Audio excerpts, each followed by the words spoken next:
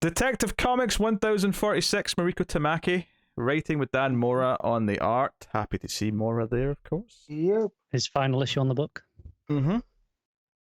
Yeah, and what an issue. They look good. And I think the thing that stuck out to me this issue, obviously this is the prologue to the 12-issue event, but the thing I especially noticed was that we know that this event's going to be like without Batman and it's going to be all the Bat family. I thought this issue did a good job of transitioning to making it feel like it is an ensemble book, because there was a lot of like Steph with Huntress and you know, Batwoman talking to Oracle and you know, so reminding us that Batman's leaving for vacation. Yeah, so I thought that the mood of like Batman's about to leave, so we're kind of like getting to know these. I mean, obviously we know these characters, but like in the context of Detective, where they've not been as much of a focus, it's like okay, here's the group. Also, I think it was weird to call this a Fear State Aftermath and not a prelude to the Tower.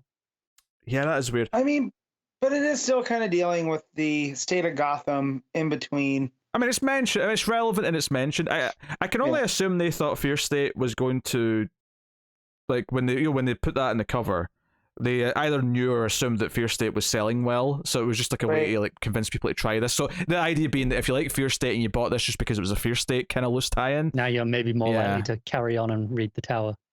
I think that's the idea. How successful that is, I mean, you can debate yourselves, but yeah. So the issue starts with a villain. This woman, what's her name? It says later, but she's like a proper serial killer, and she's killing a guy up in one of these condo towers. And there's an explosion. Batman shows up, but it's actually Steph down in the the car park that shows up. Parking garage. Yeah. And I actually really liked this. I thought the action here looked really great in the art. The jumping over the car. Yeah, really nice. I thought the coloring looked great. Like it's obviously she's always in purple, but I thought the purple of the costume and the blonde hair really popped nicely together in those panels. I actually thought that the layout of this page was super interesting to me, because it does the thing of it's basically one continuous image with the character doing the multiple movements on the same page. Except it still splits up into 3 panels for Steph, even though the car is still just one image. So it's doing both at the same time, of having it be multi-paneled and also the single panel. I think that makes it work, and just in the theory of it is that the car is really big compared to her, right? So the idea that it's in your face, so it's this big object, but she's like diving over it. So it makes sense to me that the car is all one image effectively, but she isn't. Yeah, I'm not complaining. It's unusual, because to have this having just been, a splash page and see Steph 3 times in the movement, maybe you do the slight translucent effect on the middle one. That wouldn't have been unusual at all. That would have been a pretty common sight. So to do it like this, it's pretty unique. I don't think I've seen it like this before. Not on this scale on a full page. I've seen it on 3 or like a grid panel, but as a full page, and it's uneven panels. It's really interesting.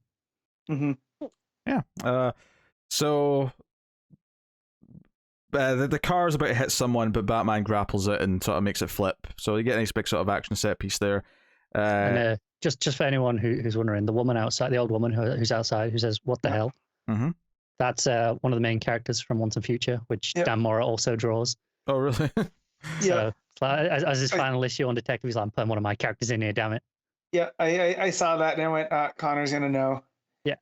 And it's really, like in your face. It's not like a subtle cameo or anything. It's like she's got a full panel to herself. Yeah, there was a guy that works at the car park who got stabbed in the leg with scissors. So there's some fun banter as like Steph's talking to maybe don't take the scissors out. Let's just get to the hospital and she's see what happens. I can't remember if you take them out or not. Let's need to be safe. Yeah. Well, it sort of sets up, kind of the modern world here a little bit, where like this footage that he's recorded of the car exploding and stuff is already online by the time he gets to the hospital. Like he literally uploads it in the ambulance. He's like, I'll get some clicks, get some likes, all that stuff. It could have been live uploading as well. Yeah. And so this sets up, Kate's talking to Oracle about the villain. And it's like, well, she's going to Blackgate for now, but was it Anna Volshin? That was the name. But she's probably going to end up in that new tower. So, and I think it was pretty clear. Like when you start this issue off with some random, villain doing some villainous stuff, It's a very fun sequence, but you kind of feel at the point of this is like, oh, this is going to lead to discussion about Arkham Tower, right? That's what the whole point of this is. It's leading to that. So sure enough, that's what happens. But it sets up some character stuff. It sets up that Huntress is still having flashes of crimes, which I thought was interesting because I assumed she only had flashes of crimes related to Hugh Vale. Yeah. Right. But she's actually still getting flashes of other crimes. Yeah, so I'm wondering if it has to do with that neural network that the Vile was using, right? She's just getting it crossed right over just because of who she is. But it is a nice little quirk that they've added to Huntress. It's a little Cordelia, an angel, right? A little bit. Yeah, I suppose it is. A little bit of that. So that's cool. It gives them like a plot device to use as well over this like 12-issue story, which is kind of neat. It doesn't feel rushed because it was set up in a previous arc, and it feels like it's a nice natural follow on. I will say this scene actually has one of my biggest frustrations of the issue. Because it talks. We have Steph and Huntress talking. They're talking about Batman, going on his trip, and I don't think I like this as the introduction to this idea in universe, because we haven't really had that yet in this comic. There's not been any, that wasn't in the Fear State event or anything like that. We know that from an outside perspective, but these, it's just kind of thrown in here like it's common knowledge almost. And we have a scene later with Batman who, who's like, "Hey, I need to go and like clear my head." I feel like I needed that scene before we have this conversation with these characters. I don't like it this way around, with this being the introduction. I don't know, though. I do like how we see them trying to process that Batman's leaving. That means that's like we're in charge while he's gone type of vibe. Yeah, that's the thing. I like the scene. I think it should have been after Batman's. Yeah, I wonder if the idea of it is that, especially when you think back to when Steph was Batgirl, that came from a time when Bruce was gone. I do wonder if the idea that she's predicting that he's about to leave, which she kind of is here, because she's like, he's got that extra quiet vibe right before he leaves. I wonder if it's trying to like harken back to like she knows what it's like when he's gone, so it's kind of trying to thematically tie it into that era. I mean, maybe I'm reaching here, but I get it, and I get that, because the thing is that it still would have worked with all of that later. I think because Batman's not telling these characters that.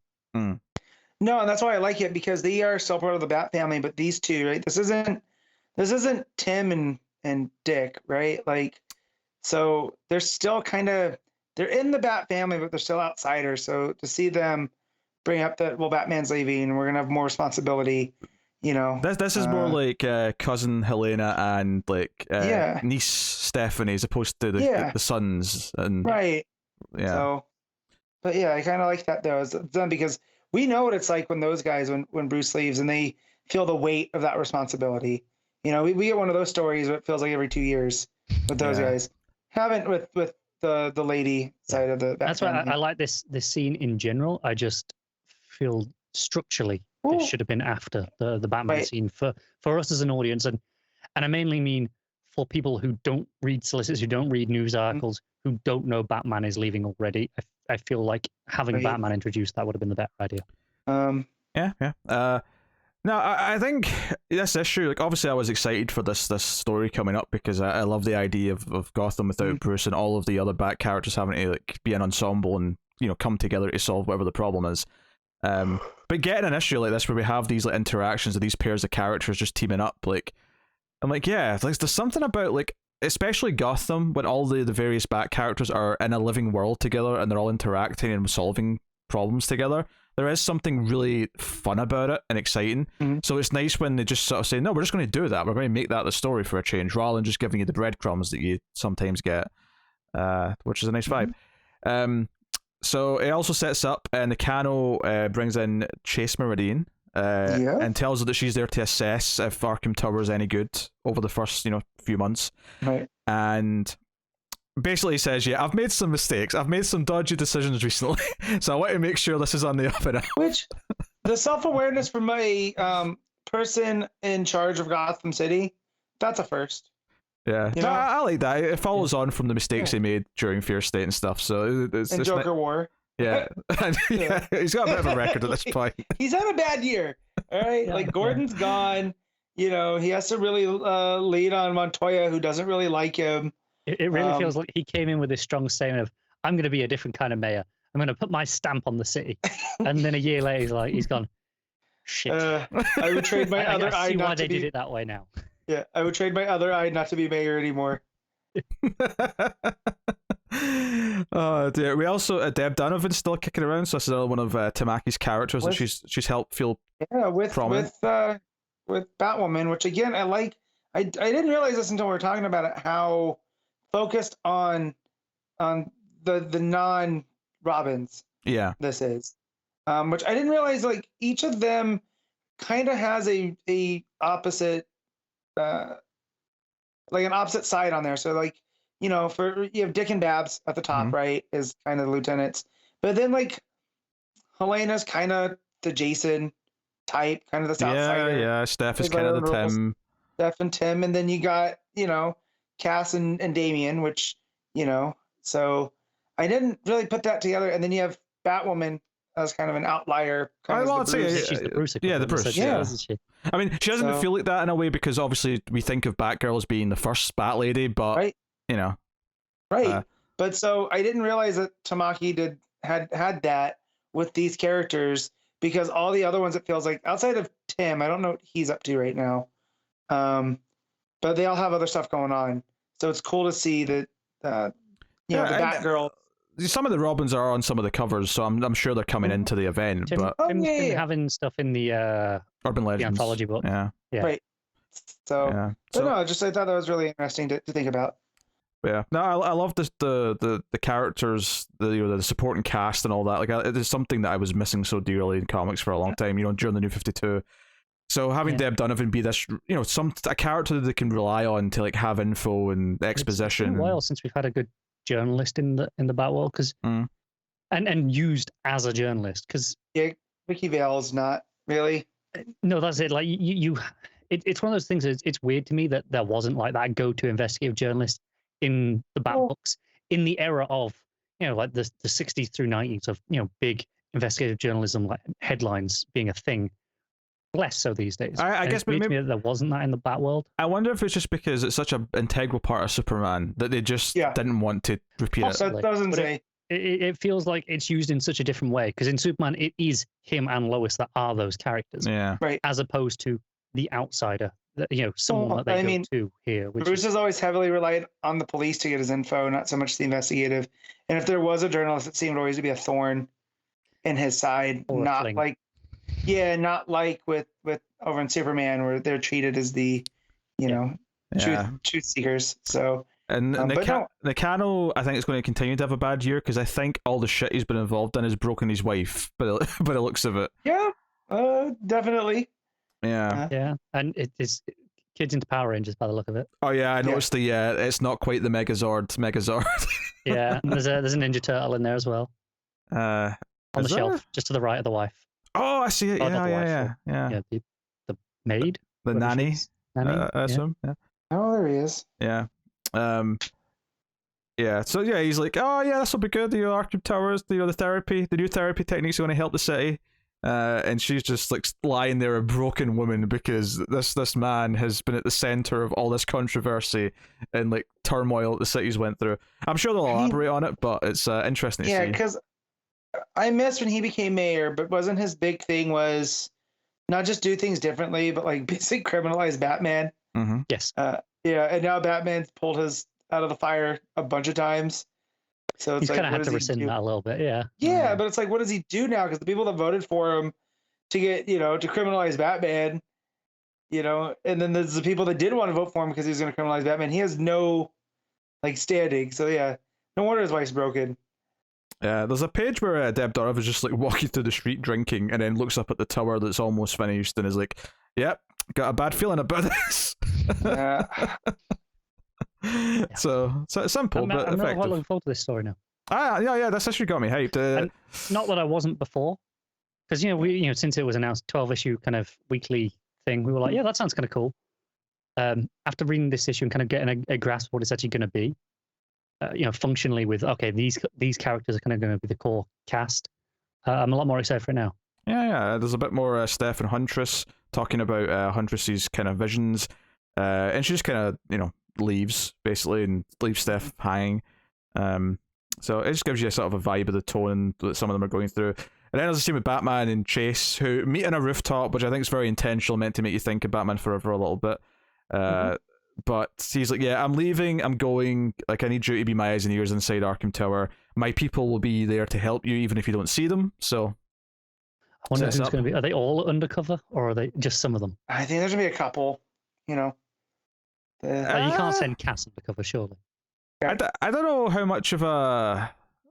Yeah, I don't know how much of, like, if I'm taking it literally as in they'll be undercover like, the whole time, or just, like... Well, they'll be dipping in and out. At least one of them undercover. I mean, who do you send undercover? You send, I mean, Damien's too young, so it's not Damien. Well, and he has his hands full. Yeah. Was that sorry? Tim, maybe? Tim could work. Tim, we haven't seen Tim in a minute, so that's where, like, I know you guys said he's in Urban Legends and whatnot, but, I mean, him setting up as, like, a tech inside Arkham Tower under... Yeah, he's probably the one who could, like, fake being a doctor of some kind the most... As well as, I don't know how much they've been continuing his kind of desire for further education recently, but it could, you could treat it as like a placement. Right. Oh yeah, and you could maybe even use it as an excuse to show off some of the new fields that he's learned and get into and whatever. Yeah. So no, it ends in a big page of Batman just looking at the tower in the snow, very atmospheric, and gives you the next issue starts the 12-issue epic Shadow of the Bat storyline. So. And I like that as a title, even though it's obviously an overused phrase when it comes to Batman. It's been used a bunch of times, but I think in the context of the story, the idea that everyone has to work without him, so they're all under the shadow of him. Yeah. Well, and also the shadow he cast on Gotham, right? Because there's always that narrative that Gotham didn't get fully crazy until Batman showed up. Like it was like a really bad place. Oh yeah, but once he shows up, the classic escalation. There wasn't super villains with like costumes and gimmicks until he gave them the idea. So like when Arkham was around, but it was like a more traditional facility, and then you start adding Joker and Two-Face and Riddler in there, and it like escalation like everything else. Yeah. So and now we're at the point where there's this tower in the middle of town, and it's Batman's shadow as well. But yeah, it should be. Like, I didn't realize that it was going to be in so much continuity with Williamson's Batman, that Bruce wasn't actually going to be there until now. Yeah, so. I think that's maybe why I never really thought too much about the discussion about Batman leaving, is because I feel like that was more of that's more to do with Batman's book, and it's just kind of like happening alongside this. I think it's a thing where if you're not reading that book, if you've only been reading Detective, I think it's important for it to be in here. Yeah. And I think given that it's setting up the status quo for this book is Batman's not here and we're transitioning this away from being a Batman book, essentially. Well, which it does by the end. I mean, your complaint was really just that it doesn't do it in the order you'd like it in. Pretty much. And that's, again, I like the scene. I just think it's more important to have that moment with Batman kind of being like, okay, this is the setup.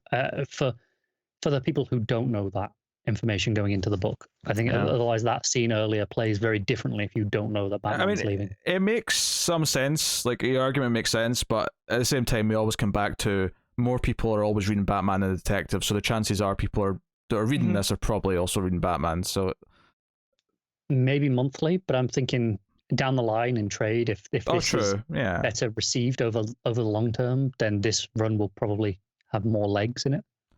Very possibly. I can see a nice big 12, maybe even 13-issue hardcover if you include this issue in it to set things up. All right, Matt, what are you giving Detective Comics? I'm going to give this an 8. Connor? I'm also going to give it an 8. I'm going to smidge it up to 8.5. This is scratching my Bat Family itch, and I am pleased by that.